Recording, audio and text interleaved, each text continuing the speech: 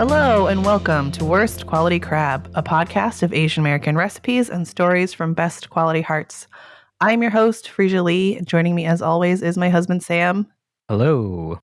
We are back, friends. We took a little bit longer of a hiatus than we had planned. It was not intentional. Blame that on cold and flu season. All I will say is stay vigilant, y'all. It's real out there.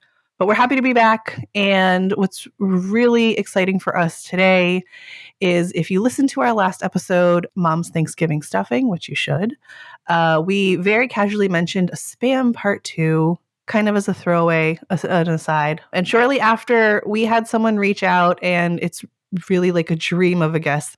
Joining us today is Jaime Sunwoo. If you listen to Spam Part 1, or I guess it was Spam Fight at the time, Jaime was mentioned. And Jaime is a Korean-American multidisciplinary artist, and she's the creator of the performance film Specially Processed American Me. Jaime, welcome. We are so excited you're here. Yay. Thank you for having me. I was so excited when you reached out because you were sort of like a dream spam guest for us. We were like, oh, maybe we could get her on the show one day. And then you just popped up for us and we're like, oh my God, this is amazing. So we're really excited and thank you for rescheduling. Yeah. I was excited because, as you said, with the Thanksgiving stuffing episode, that's when I reached out. Like, I just figured, you had the spam episode. And I was very happy that Jin shouted out my work. And yeah, like the contribution I did for Spam Fight, the short film that Jin made. So I was like, I was just happy about that. And then when I was like, they want a part 2. Well, no, now I have to get involved. So yes, absolutely. It all was very serendipitous. Because if I hadn't heard that stuffing episode, I would have been like, they're set. They're all spammed out. Oh, well, that's the thing. And I think we will talk about this coming up. Oh, by the way, guests, like, haha, this is a spam episode. It's not a regular recipe one. But as we will talk about, I don't think there is an end to spam, right? Like, I don't think we can encapsulate everything in one episode. I think that, as we mentioned, maybe in that stuffing one, like, spam is the great unifier. So we will probably keep talking about spam. Listeners, if you're not into spam, you should probably just go pick a different podcast right now. And then also, there might be a spam part 3. Who knows? I would almost argue that people who really don't like spam would be interested in hearing about it because that's kind of part of the ethos too. Yes. You are absolutely right. The culture and the counterculture. Right. Yes. Thank you. You are correct. All of that said, let's just dive in. This is not like a recipe specific one. So we're just going to start anywhere. And I think what I'm really curious about is your performance film, Specially Processed American Me. We've seen the trailer. We kind of know about it, but could you give listeners just like, the 30 seconds on it? And then how did you come up with this? Like, what was the inspiration? Sure. So Specially Processed American Me is basically at its current iteration, a film of a live stage production that I'd premiered in 2022. And the whole thing, which I started developing in 2018, all the way back then, was really using spam as a way to talk about me growing up Korean American here in New York City, and also how it relates and is meaningful to the larger Asian diaspora. And it's a surreal autobiographical film that kind of uses spam as a way to talk about more difficult topics like the Korean War, World War II, and these more shared struggles across diaspora communities when it comes to imperialism. And so, spam is such a kitschy product and the butt of many jokes. And I just thought it would be really fascinating just to like more deeply explore topics that are harder to talk about because like food is easy to talk about. And I studied visual art. And so I did a lot of like shadow puppetry and collaborated with other types of musicians and artists to kind of make this like kaleidoscopic show of sorts. So it does have a linear narrative, but the way I developed it was very much like kind of grew organically as I was like interviewing different family members and like developing different scenes. So yeah, it's kind of grown into its own little monster. I'm guessing that this came out of like also some sort of significance to spam in your childhood and your household. What was that like for you? Yeah. So why spam specifically is, of course, like, and we talked about this. I say we because I was listening to the episode, so I felt like I was there. But really, In spirit, you were there. Yes, with Jin and Margot, it's like spam is this stigmatized food that is sort of quintessential in that like lunchbox moment. And it stuck out to me because, yeah, I had it as like a staple growing up in Brooklyn here, and the only time I'd really see it outside my house was at like church picnics. Like the ajimas would bring their kimbap, or sometimes in Korean restaurants with pudechige, the army stew. I did have cousins in Hawaii, and that was the first time I'd really seen spam in like a destigmatized space where it was like highly celebrated. And it was in 7-Eleven and McDonald's and all these places. So that was the most mainstream spam place I went to. But for the most part, yeah, like I was totally aware that it was kind of this joke food. Like I had heard all these things like comparisons to cat food, or talking about how unhealthy it is, of course, and just the general disgust people have with like meat in cans, even though people are happy to eat like Chef Boyardee ravioli or whatever else comes in a can.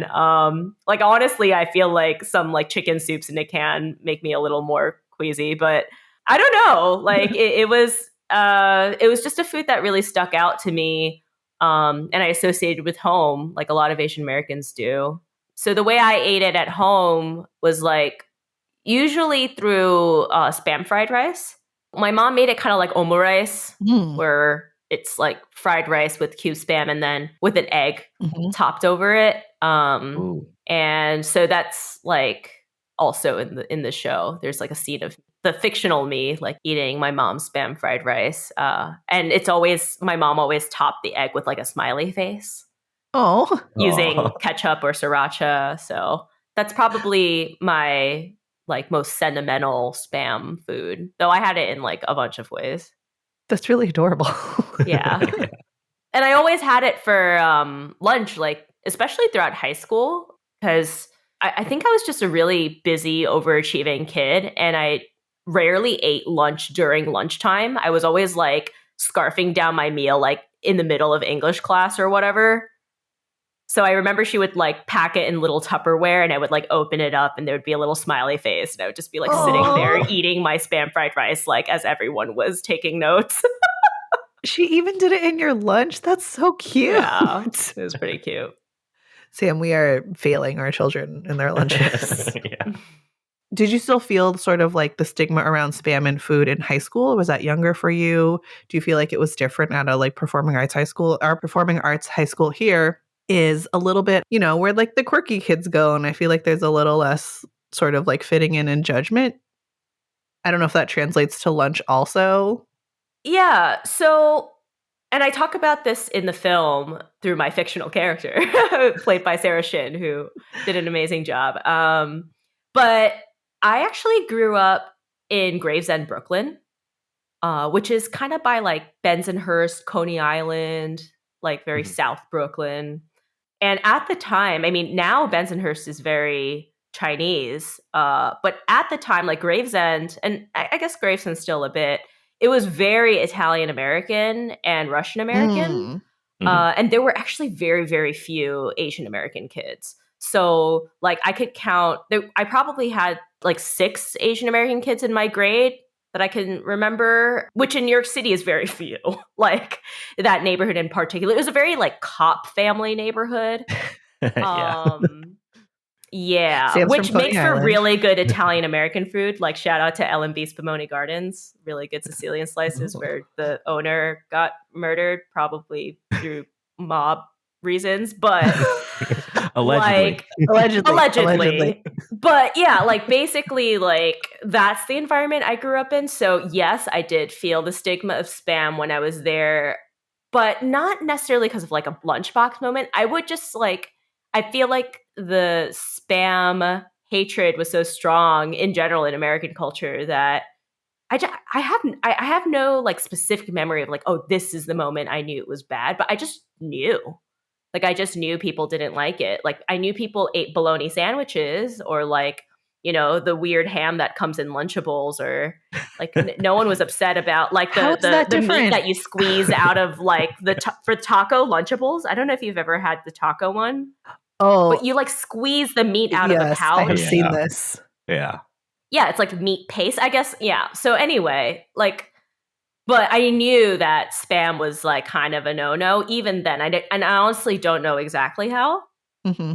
but like yeah, definitely by the time I moved to Manhattan cuz my parents separated. My dad still lives in Gravesend and my mom actually moved to Midtown Manhattan. So it was like a huge shift because it went from like little sleepy Brooklyn neighborhood where everyone has a car and drives around and like has their own little garage to like 2 blocks away from Grand Central. Oh my God. And when I went to LaGuardia, like there was no issues. I mean, it was super duper diverse. Like you basically have to test into the school. So anyone in the 5 boroughs, like any kid can apply, and if they get in, they get in. And so I had a ton of Asian American friends at LaGuardia, and a lot of my friends were Japanese American or like just, weebs. So we would go to St. Mark's like regularly after school and go to like, there used to be I'm not sure, but it was a little Japanese grocery store. So I remember they would get like little noris and stuff with spam in it, and that wasn't an issue. What kicked it back up was so freshman year, I was in a creative writing class at Yale, and I felt so like I just felt really I mean, it was like a culture shock to go to Yale. And I remember just feeling like just like a total public school misfit. Like in my first few months and that class was in the my first semester of freshman year. And like I could have written about anything. I think the prompt was like it just had to be nonfiction. I don't know what happened, but I wrote this whole paper on spam and like yeah, and it kind of stuck with me since. And I think it's not a coincidence that I thought about writing it when I was in such like a I don't even know if the word is homesick more than like people sick. Like Mhm. I was like really missing my friends and just sort of like Mhm. I felt very like isolated at the time. So I think I gravitated toward this like comfort food, right? Yeah. So that's what I wrote about. I have a lot of questions. Yeah. Like one, how was that received at Yale? Honestly, I don't think I got that much feedback. It was a Oh, small class, so I think it was like more technical, but like I don't think anyone actually cared about the topic itself. No. oh, great. Like so but like I had fun writing it and I don't think it was like poorly received. It was just kind of like, "Oh, okay, Okay. that's All right. random." But no, there were definitely other people's papers where they were like talking about like going, with their mother who works for some NGO in like Kenya or whatever. And I'm Mm, like, so about spam that I eat yeah. at home. Like there were some kids with some more like loftier papers that mine was on the mundane side, I will say. I mean, is it though? Right? Which brings me to my second point of Yeah. like this idea of being people sick and metaphorically reaching for spam. I think that spam is such a huge comfort food for so many people and one we don't talk about, or at least not until recently, right? Because like you have the story, Jin has these stories, Margot has stories, Sam and I have them. And I feel like it's only more recently that people are outside of like Hawaii, where it's been celebrated for a long time, that people are like really leaning into spam. Recently, I say like, 10 years, but certainly not like our duration of our lifetimes. And I guess I just like one, I really like it, but I wonder if you have any thoughts on sort of like what that trajectory is like from where spam used to be. I know you know a ton about like the history of spam, but sort of like what that arc has been like in your opinion from when it was just this like, army meat like given out by the army so for sustenance to where we are now and what that looks like culturally. This is a messy question, but you know what I'm saying? Basically, how do I feel about the evolution of spam? Kind of, yeah. And like where that fits into people's sense of comfort and belonging in some ways. Yeah. So you're right. I do know a lot of history about spam. And actually, just to step back, like the reason why Jin reached out, as she was doing research for the film, she just found my work. And it's like I had never met Jin or known about her. And like at the time I wasn't doing filmmaking either. So we really had zero mutual connections. And I just got this email and we hopped on this video call and just like nerded out about spam. And I like, showed her all of these other references I was looking into. So it was really like resource sharing. And I had similar interactions like that as I was developing the project where like someone at UC Berkeley reached out who's doing like a PhD dissertation on like food and found my work. And like then Eric Kim from like New York Times food Mhm. columnist now was working at Food 52 and then was writing an article about this and reached out. So all these people like came out randomly finding my site and reaching out, and I truly became like the spam lady. Like I don't know, like through this project it was really like, and I'm so grateful because all those people who reached out, like I'm still in touch with. And like Jin literally flew from LA to like come to the premiere. And like I don't know, I'm just really grateful. I think the project has brought together like what I call like the spam fam. Like we've created our own little network. I love it.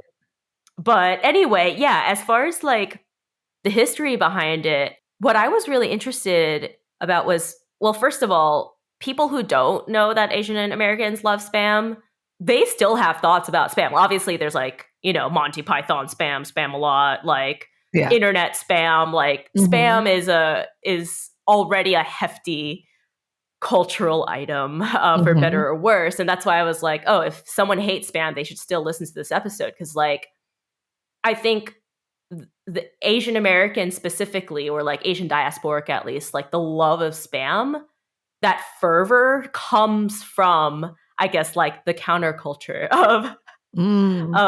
the spam haters. And the reason why is like, Americans brought over a lot of stuff. The military brought over like coffee and cigarettes and cheese and canned beans and all sorts of products, and they don't have that same kind of power that spam does. And it's specifically because there is that stigma. And so why is that that stigma, right? And like that's what I really looked into. And it's like, okay, well, not only was spam, popular during wartime, right? Because like literally the government bought like tons of it for their military and all of their allies, but like meat was also rationed then. So all the people back home, like were eating spam a lot because meat was rationed. And then like during the Great Depression, meat was rationed as well before that. So people just associate spam with hardship. Mm.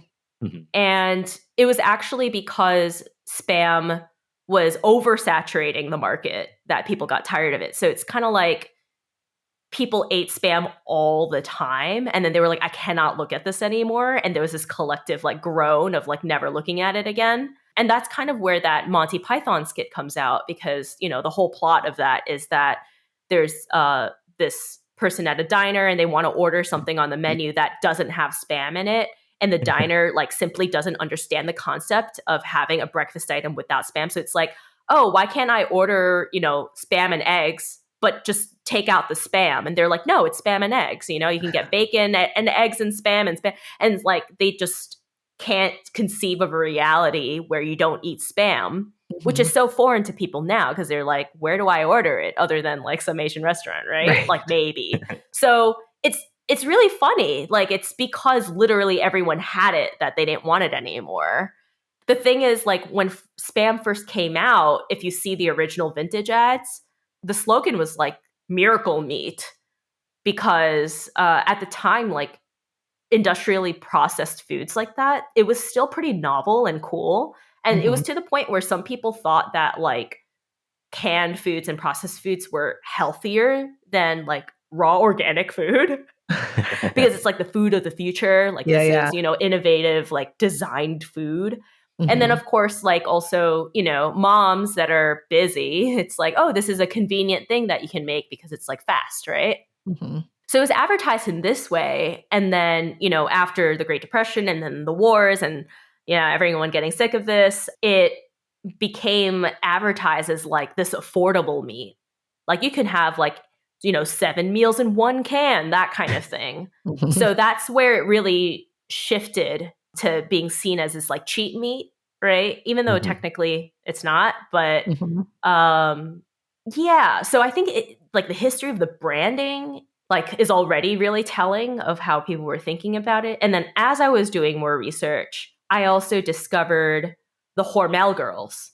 So please say more about this. Yes. So that was like a totally different journey too, because basically Jay Hormel, who was the CEO of Spam when like during World War II, he decided he wanted to have a troupe of women veterans that would go around the country and basically sing and dance and entertain as a way to advertise Hormel products and strongly Spam products.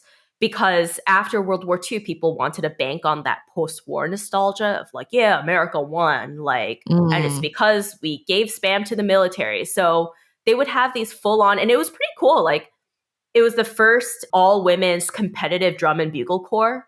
So they would compete with like American men, like military men and their drum and bugle corps. And they were like very, very, they did very well in those competitions.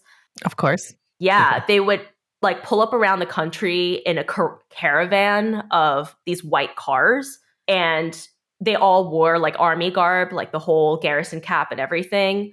They also had a hit radio show where they would like sing songs of the era and like had an orchestra. So it was a multidisciplinary endeavor.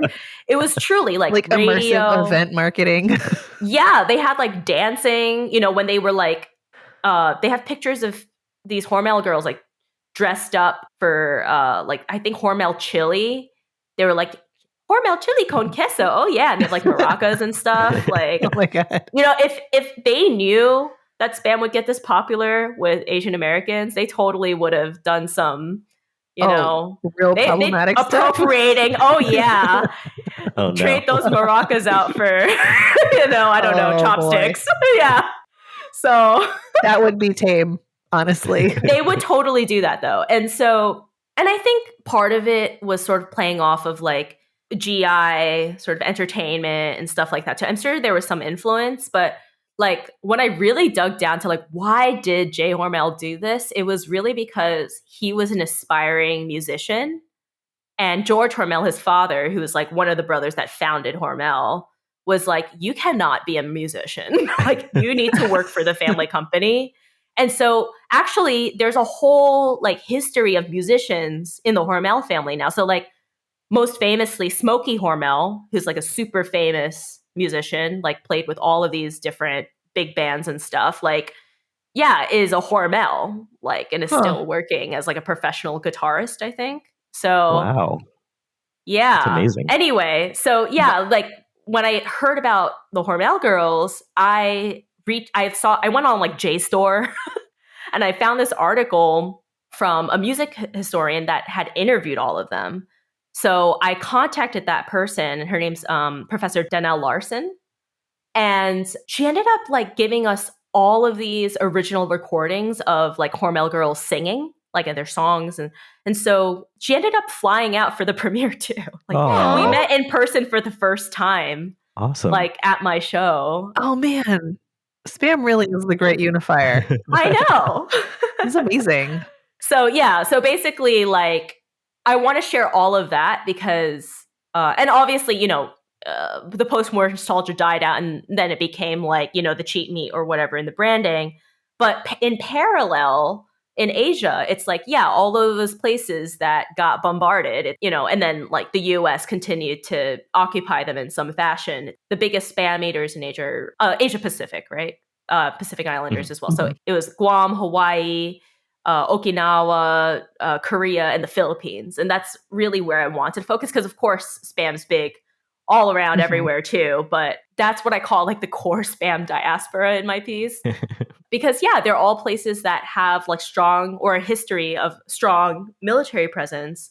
And the parallel thing that was happening there was, yes, spam was just one of the many things that the military brought over. But, the difference is meat was scarce because they had just been bombarded. And so there was like very little refrigeration. And it tastes good. And people did adapt it into their cuisines. And then because it tasted good, it just, kept selling. First, it was through the black market because it was actually illegal for soldiers to just give out their rations and trade them and barter them. Like that, there was a whole black market for that in all of these places. And then, as it became more normalized, that's when, like, for instance, in Korea, there's CJ, which is like a big food conglomerate that bought the license for the Spam brand. And it like makes their own slew of Spam products in Korea. So, and then like I've met some Asian people, like Asian nationals who don't know that Spam is an American product. Wow. Yeah. Like they just assume it's a Asian product. Like this is a Korean product. Yeah. And it's that strong. Like, and then it, of course, for Asian Americans, then as I said before, like just that contrast of having this be like this ubiquitous thing in Asian cuisine and in their homes, but like so stigmatized outside, that like contrast and discomfort is like where people double down and they're like spam for life. It doesn't become, it's like more than just this like food that they like. It's like, it's a thing of pride because there's like some adversity to liking it. So the whole thing is fascinating to me. Well, and I think too in Spam Fight, Margot mentions that food is political, right? And I think like this is exactly what you're outlining with spam in particular. Like it literally came out of politics and war. And now where we are with it, like it feels political in the sense of representation, in the sense of like, owning what is ours and what is like good to us and not feeling shame around it, claiming a lot of pride around it, and making something our own, right? And, we can get into the dishes around this, but I think what you mentioned about working it into local cuisines is what makes spam good. Like we talked about the spam on its own, you can fry a slice of spam, it's fine. But when spam gets incorporated into all of these other dishes, everything gets better, like tastier, right? And so maybe this is a good time. I don't know, you want to talk about some of the dishes that are in your show? Because I know that you have a lot of them. Yes. And I want to eat them all. So the master list of all of the spam dishes in the show, I can just name them, but I only really want to talk about the ones that happen in the mukbang scene, which I'll describe shortly. But all the spam dishes that are referenced and make an appearance are, let's see, in order. It's first the musubi comes out. Then it's a scene that takes place in Hawaii. Classic. Then it is kimbap, spam kimbap, which is like the Korean rice rolls. Then it is spam fried rice. And then all the diaspora dishes. So that is Korean army stew, pudejjigae, which literally means like army base stew, pude jjigae. And then there's goya champuru from Okinawa. It's like a bitter melon stir fry with spam. Wow. There's a chamorro dish from Guam called spam calaguen, which is almost like a ceviche like spam dish. It's the only one where you don't fry the spam. You actually like cube it, but it works because I know normally I'd be like, never eat spam out of the can, but it works because it's cubed real small, and then you add like citrus to it. You add like coconut flakes and doni pepper, which is like a very spicy little pepper. So the whole thing feels very refreshing and nice. And you eat it with like a side of tortillas, which is kind of like tortillas in Guam. Ooh, yum. So there's that. And then we've got spam salog. So that's spam with a side of like eggs and fried rice, like garlic fried rice.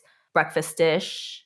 There's pudechige, which I already talked about. But I was going to say why it's called army stew is because it was actually like a mix of American military ingredients and local Korean ingredients to make this like spicy stew. And it was kind of a survival food initially because, I mean, this is really sad, but like Koreans would find leftovers from American military personnel. And it was basically like the garbage from the cafeteria, and they would sanitize it with like kimchi and different spices and kind of like mask the mess.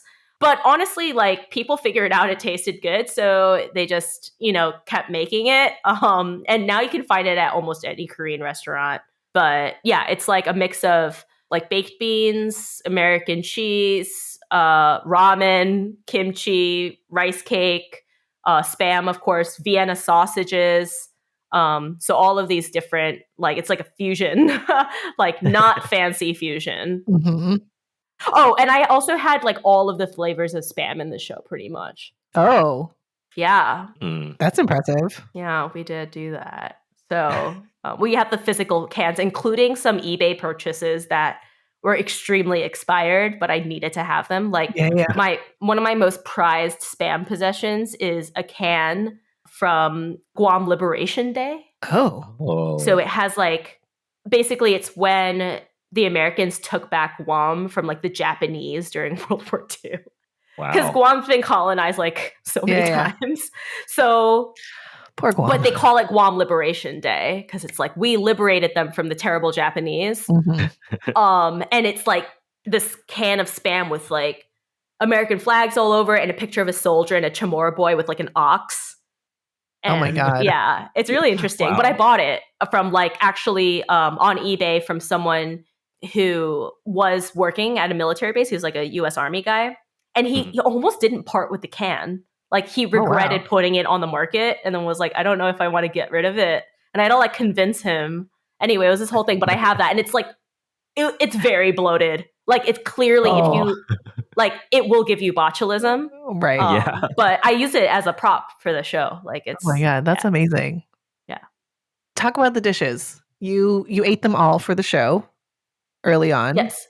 Right? Early on. Yeah. Because early on, we actually had some of these cooked in the scenes, but then when we did our 12 show run, we're like, we're going to give someone food poisoning if we do this. Like, we cannot cook all that food. It's not going to go well. So I found a video on Business Insider of like someone who makes fake food props. And I contacted them and they did a crazy good job. Like they even sat there. It was like this older white woman who does all of them. But like she, on our calls, she would like ask for these recipes specifically so she could recreate the dishes so she could better understand how to make the individual pieces. That's awesome. Wow. Yeah. When I had to get granular with it, it was really to make the fake food. So the real food got me to the fake food. And so I'll share some of these with you. And by the way, all of these dishes that I'm going to talk about, so the ones I'm going to talk about specifically are the Goya champuru, spam salog, kalaguen, musubi, putechige. And I'll talk about musubi a little less than the putechige because I already talked about it right now. But these 5 dishes are in a scene where these like fictional mukbang YouTubers, and mukbang, for people who don't know what that is, it in Korean, it means like eating broadcast. And it got popular. So all these people around the world, like non-Koreans too, they have these mukbang channels where essentially they're like food vloggers that eat on camera and usually like massive amounts of food.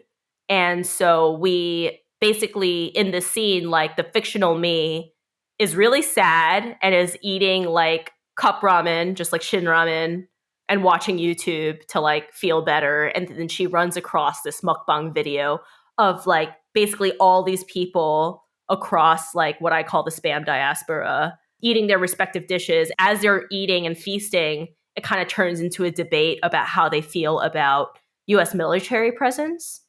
You know, so some characters are like, in Okinawa, it's really like loud because the jets keep flying all the time, or, you know, like there's the reports of like drunk soldiers, like harassing women, or, you know, like the person in Guam is talking about how a lot of nature is being destroyed to make room for these bases and all of these things. But there's also like people saying like, well, you know what, we need the US military for protection. Like they're our allies. And so it becomes this whole thing gets very serious. But, you know, what glues them together is the fact that they all love Spam despite these like more ambivalent histories. And so, yeah, so a bit about the dishes. Goya champuru, the Okinawan dish, has bitter melon, pork belly, Spam. So 2 types of pork, tofu, a little bit of sesame oil, eggs, soy sauce, sake, water, and you can add bonito flakes as well. And this dish has an interesting profile because I guess like the bitter melon provides some of that like acidity to break up like that fat feeling from the Spam and the pork. So it works really well. And I think it's one of the few bitter melon dishes I actually somewhat enjoy. I still have to like tolerate bitter melon. I don't know if you're bitter melon fans. Same. Yeah. Sam loves it. I like bitter melon, but yeah. Oh, okay. How do you prepare it? Like a black bean sauce with pork too, sometimes. Yeah. You prepare it from the Chinese takeout hot bars. Well, true, but it has black bean sauce and Yes, pork. that is true. Nice. He's the only one that likes it in our house, so we don't actually cook it. Oh, okay. Yeah. Yeah, so Goya champuru and then spam salog. My favorite part of the spam salog is probably the garlic fried rice. Just like, just need garlic and everything. Oh, and that one, we actually use tocino spam, which is a flavor. yeah. It's like kind of, nice. Yeah. I think it's just like spiced in that way. It's a little bit sweeter, I feel like, than the original spam flavor. So we use that. And then kelaguen is the ceviche-like one that I talked about, which has the grated coconut, lemon juice, hot pepper, green onions. And like, yeah, everything's cubed really small. So you're just kind of like using the tortilla to like dip it and eat it. You got the musubi, which, you know, Jin's got the musubi covered. And then the pudechige, which was the amalgam of Korean and American ingredients I was talking about. So those are the dishes that we created, and then we also made fake ones of. I need to display those somewhere. They're pretty amazing. Like they look really, really realistic. Out of these dishes that you kind of maybe newly discovered, do you have one that's like a favorite or that you kind of go back to? Yeah. Well, for the cast party, we made all of these. Some people helped, but really it was the first time we had made a lot of these. So like, I don't know if I'd done it right. But the Goya champuru, I was just surprised by. Because again, like normally I don't love bitter melon, but I think something about like the contrast of the flavors helped with that. So that was like a new thing for me that I was happy to try. I think for the project, probably pudechige has the strongest, and just in general, the strongest kind of emotional impact. Just because, yeah, it is like the way that I have this whole scene just dedicated to pudechige in the piece, where it's almost like a shared monologue, it feels like. There's an American soldier and my fictional grandmother, and they're talking about this new dish that they've tried. And they're like respectively naming like the Korean and the American ingredients together. And as they're talking about this fusion dish, basically, I wanted to be like, oh, what would it be like for someone to try that dish for the first time? And it's like, oh, probably the Koreans would find all these American things really exotic. So, like, why do they eat cheese, you know? Or because, like, for instance, my mom, when she first had her pizza in New York, and she had like the best version, like Brooklyn, New York City pizza. This is not a bad pizza for a first. She literally said she like ripped off all the cheese on the pizza. She's so, I mean, now Koreans put cheese on everything, but like it was not a thing in even the 70s. It was like weird to eat cheese in Korea. So like, yeah, she just ate the tomato sauce with the bread. So yeah, I was like, okay, I feel like they would say, oh, there's so much fat and cheese. And then like Americans, what would they think? They'd be like, well, like they probably didn't eat that much rice, or like kimchi was new for them. So it's like, oh, there's this like, and then I thought about like, yeah, so they're talking about how exotic each other's food is in that scene. And then I thought about how like, Spam is this miracle food during war because you don't have to cook it.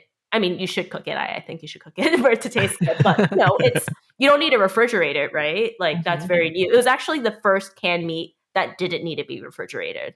Like Spam was the first. So, but on the other hand, it's like maybe Americans thought that way about kimchi because kimchi like lasts forever outside the fridge, right? So it's this fermented food. So it's like, I added that in, and then I kind of use that as an opportunity to compare their experiences of being in a war zone, because it's dangerous for both of them, but it's not the same because, at the end, they're kind of reflecting like, I got to survive this war.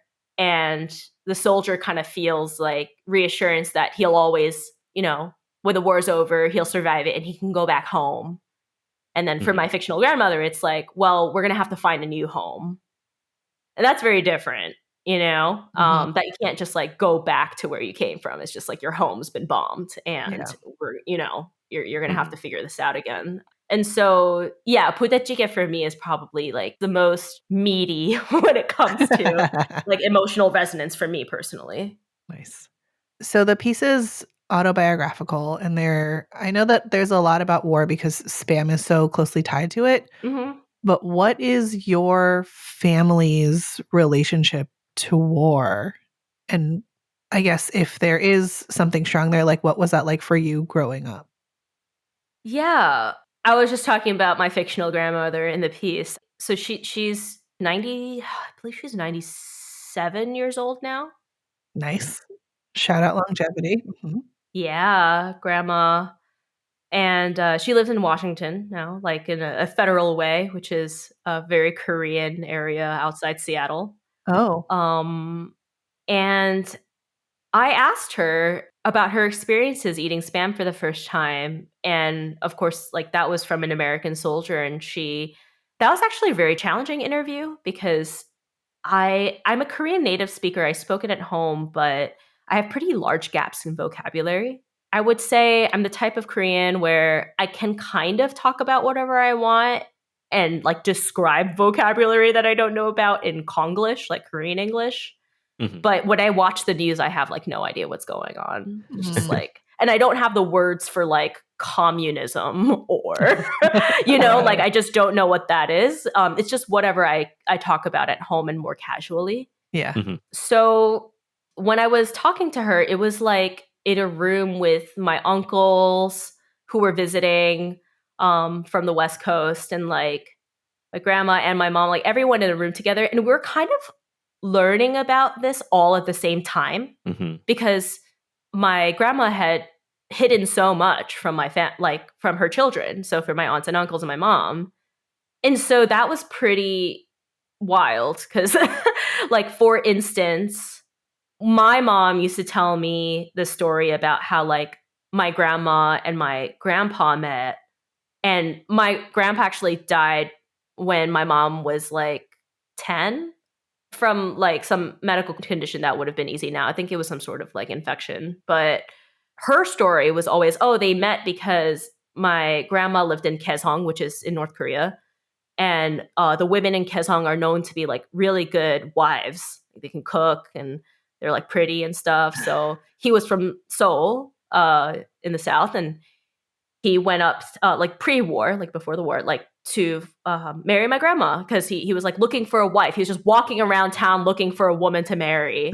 And then it just like love at first sight, the end, brought her down to the South. That was literally the story. So it's like, that's cute.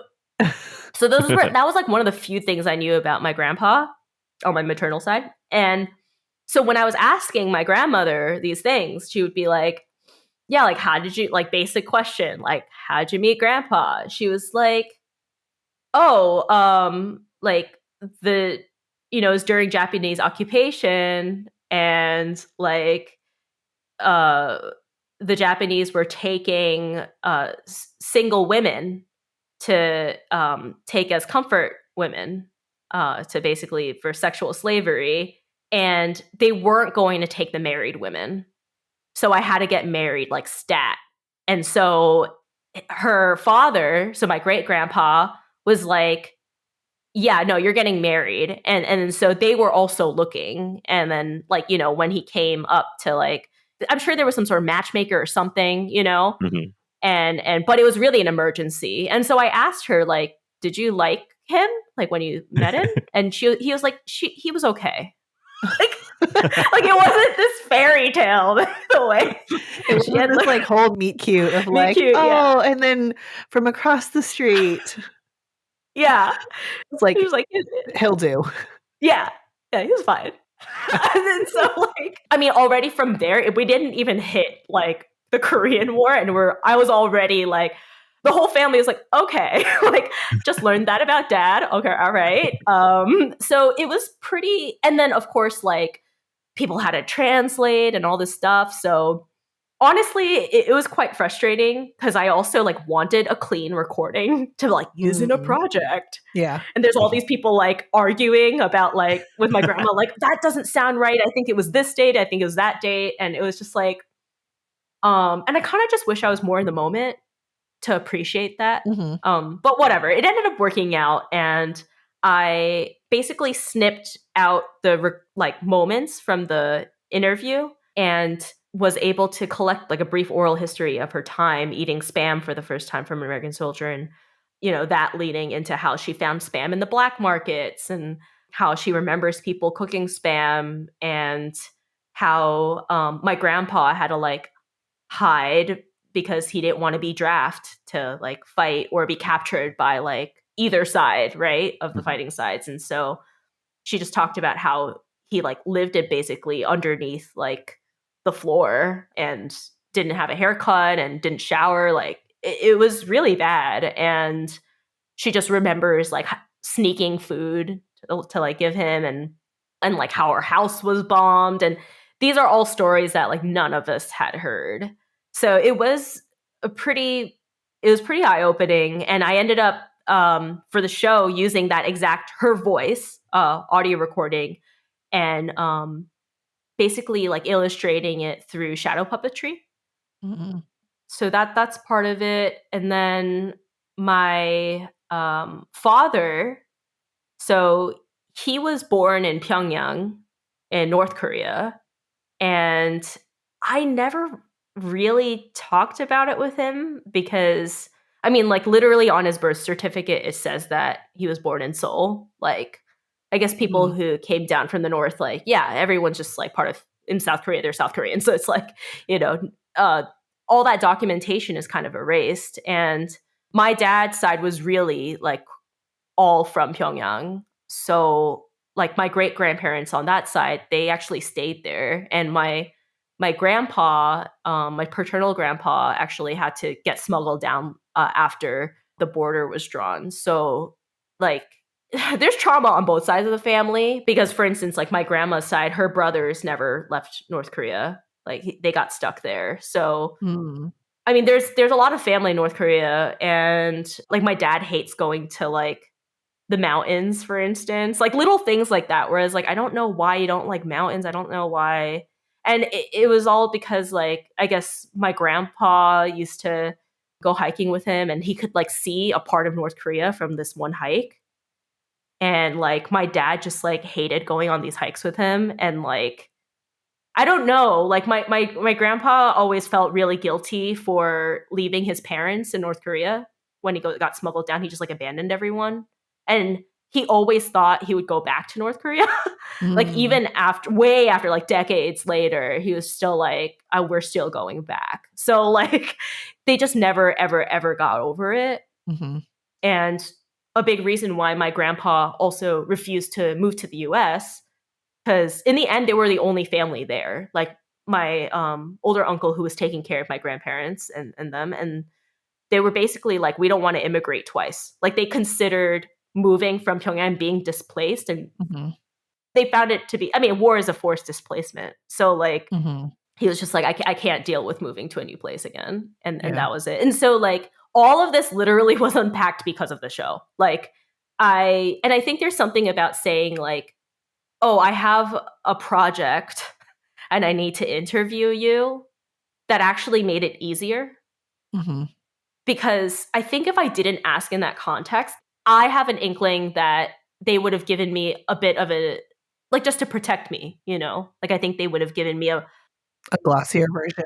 yes, exactly, like a more palatable version of that history. But doing this was really helpful. And my dramaturg, who in theater, I don't know if everyone knows what a dramaturg is. I didn't when I first did theater, but it's basically someone who like kind of understands the historical context of the piece and also can see it through as like an audience lens almost, like how is this narrative reading and working, because sometimes the writer, it's like you're in your own head, so you know, but they might not know, so it's like this outside eye that shapes it. And so Alex Lee, she grew up in Korea and she also became like the interpreter for the show essentially, because like I learned from my interview with my grandmother how hard it was to have 5 voices in the room.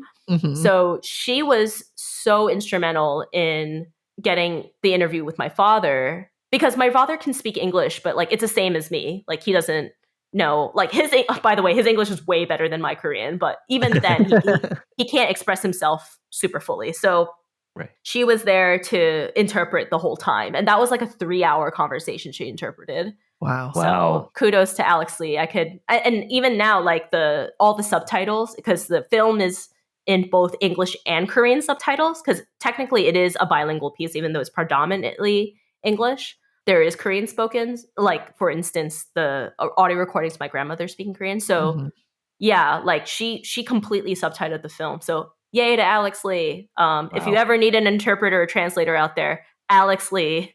Beautiful, creative, meaningful interpretation. Don't trust ChatGPT. Nice. Do you think that maybe it was even easier to get them to be more transparent because the jumping off point was food? Yes, of course. 100%. Yeah. And that was the idea. It was like literally my first question for my grandma was, what was it like to eat Spam for the first time? You know, like even though I chopped up that interview a bit, it is like pretty much the way it went. I just kind of took out like, you know, my uncle interrupting or something, but like it really did just completely flow. And that was really generous of her, you know. With my dad, I think like I've gotten some bits and pieces from this just because he's someone who does ruminate maybe too much. But I think the difference with this was like it kind of made the stories he shares make more sense now, I guess. Like he ruminates on like, now that I know more, like things that happen because this happened. like I could see the intergenerational trauma, you know, more clearly. Like, why don't you like the mountains? You know, like why don't you like, or like he always tells a story about like how he ran away from home and stole all this money from my grandpa, and like he wanted to run away and like have a farm, and he was like gone for months, and like all these stories that he keeps telling me. And I'm like, oh, well, you know, grandpa always talked about abandoning his father. Like, you know, like it was just like there were just threads in there. Was like, oh, these things bother, like they're hauntings. You know, and just to, and by the way, a huge part of the show is hauntings, like the Hormel Girls, for instance, the women veteran musician advertisers, they are hauntings in my show. And like Jay Hormel is a haunting, like they're like ghosts of the show. And they're kind of like, and also there's a Korean shaman in the show that's a haunting. So not all bad hauntings, but spirits nonetheless. And they're all like urge the fictional me to like look into Spam more. And the shaman like summons this like pig spirit too, that like, you know, it like talks in food idioms, like, you know, like riddles, but food related, like get to the meat of the matter, or ask how the sausage is made, or nice, you know, you are what you eat, that kind of thing. Yeah, that's awesome. Okay, to bring it back to present day, how are you eating Spam today? I would still say I eat it most in Spam fried rice for sure. I actually like published the spam fried rice recipe for a book called Kitchen Studio by Fight and Press, and it's like a book full of recipes by different like visual artists.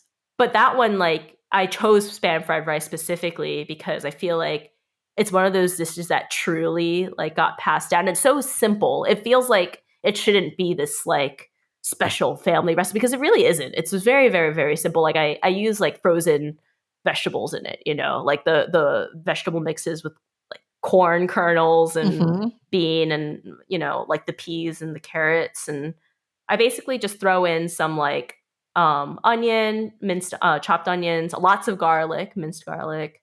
I'll have like sesame oil, sesame seeds, black pepper, and I'll cook it all with like white rice, and then top it with the egg. And I still do the sriracha or ketchup smiley face. That's the way for I yourself. eat it most. That's adorable. Got to do it. And I actually made that for Jin. Oh. Because I visited Jin in LA during the pandemic, and Jin I went over their backyard because it was pre-vaccine, and just made Jin and her family the fried rice and made sure to have all the smileys on each bowl. So that is something I do regularly. Yeah. Are you still eating Spam with your family? Not so much, only because my family, I mean, we do all have high cholesterol. That's just like real talk. And that's something that I don't ignore. Like even in that like mukbang scene I was talking about, one of the eaters is like, oh yeah, in the Philippines, like, obesity is like pretty high. And it is also in Guam and Hawaii and all these places because like, people eat a lot of processed food, and a lot of it is because of the history of relying on imports rather than like growing your own food because of all of the displacement due to the US military. Like a lot of like colonialism and food issues. Before we wrap up, is there anything else about Spam that you are just dying to share with us, or about your show? Yeah, I'd like to share that the performance film, I'm currently booking screenings and workshops and different types of engagements. So I'll be at University of Maryland in March, like teaching some theater classes related to the project, and also like doing a film screening. I think it's mostly for like UMD students. But while I'm there, I'm trying to like hit up the DMV area and seeing where else I can bring the project. I'm also going to do a talk at Yale and a screening, and then at Cornell, I believe is in the works. It's not 100% Cornell yet, but basically I'm trying to figure out like how to share the work throughout this year. So so far it's been mostly universities, because I often basically like share this film and then do like artist talks or workshops that kind of use the film as a case study, because it's like so infused with research. And it's multidisciplinary. So like I've gone to like puppetry conferences for this and stuff. So yeah, like I would just love to find ways to share it with people. And that's what I'm up to. Jaime, this has been awesome. We have learned so much today. I think we have some new things that we are going to make on the Spam recipes front for sure. Like I just want to make your fried rice right now. I know that you're booking the show. Where can people find you? Where can people find the show? How can we find your work? Sure. So Instagram works. My name's spelled funny, but if you misspell it on Instagram, you'll still find me. Because I claimed both accounts. Nice. But yeah, JaimeSunwoo. Yeah, the project website's speciallyprocessed.com. So you can learn about the project there and the trailers there. Amazing. And we will put links in the show notes. Jaime, this was awesome. I feel like a Spam part 3 is in the works. Maybe we we combine you and Jin and Margot and then like a fourth person, and we just like keep growing our Spam panel. I'll workshop that. Spam fam. Our version of the Spam fam. We won't steal yours. Or maybe Eric Kim, like, come on the show. I'm not going to gatekeep the term Spam fam. Are you kidding me? Thank you. It's for everybody. Spam fam is for everyone. Yes. Much like Spam. This has been super awesome. We're so glad that you could come. Thank you again for rescheduling. This was such a delight. Listeners at home, check out Jaime's work. Just go look up everything that you can. Watch the trailer at the very least. We will put up some recipes from the dishes in Jaime's show. I think also the spam fried rice one that is special to her. And look for links to a lot of the amazing work that she mentioned. And you can find us at worstqualitycrab.com or on Instagram at worstqualitycrab, or you can email us at worstqualitycrabpod@gmail.com. And otherwise, we will talk to everybody later. Jaime, thank you again. Yeah, thank you. This is so fun. Bye. Bye. Bye.